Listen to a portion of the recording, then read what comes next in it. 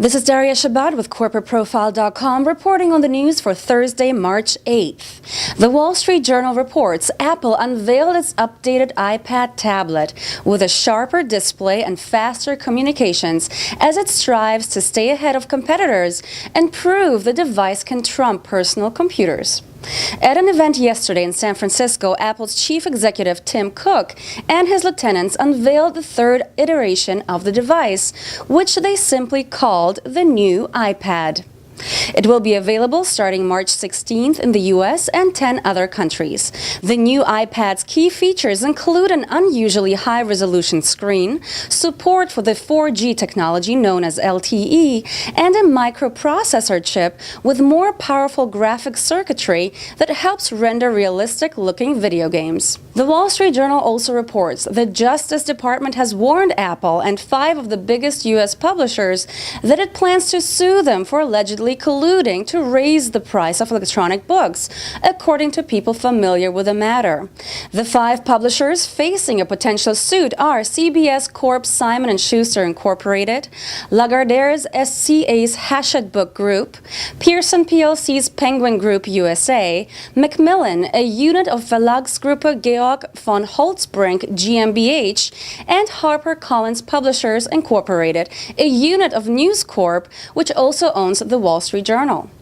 The Justice Department believes that Apple and the publishers acted in concert to raise prices across the industry and is prepared to sue them for violating federal antitrust laws, said the people familiar with the matter. The Wall Street Journal also reports the Treasury Department said it has agreed to sell 206.9 million shares of its stake in bailed-out insurer American International Group at $29 each. The aggregate proceeds to the Treasury from the common stock offering are expected to be about $6 billion. As part of the common stock offering, AIG agreed to purchase half of the offering. That buyback could help prevent the Treasury's sale from weighing on AIG's share price. AIG, which has bounced back from the brink of collapse and expects steady profits in coming years, will fully repay the government's remaining $8.5 billion preferred interest in another bailout-era vehicle that was collateralized by AIG's minority portion of Asian life insurer AIA Group Limited and other assets.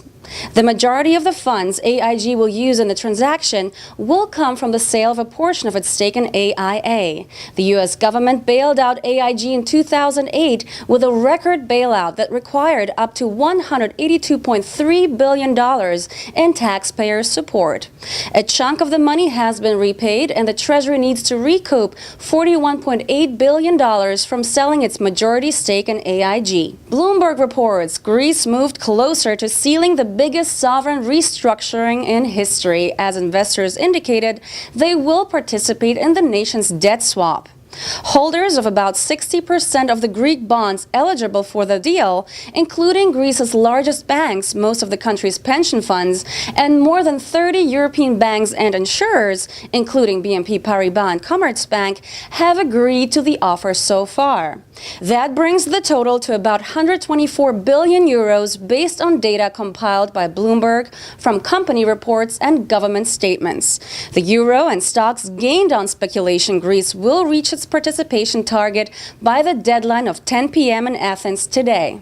The goal of the exchange is to reduce the 206 billion euros of privately held Greek debt by 53.5% and turn the tide against the debt crisis that has roiled Europe for more than 2 years. I'm Daria Shabbat with CorporateProfile.com reporting directly from Wall Street. Thank you for watching, and please tune in again for more hot financial news.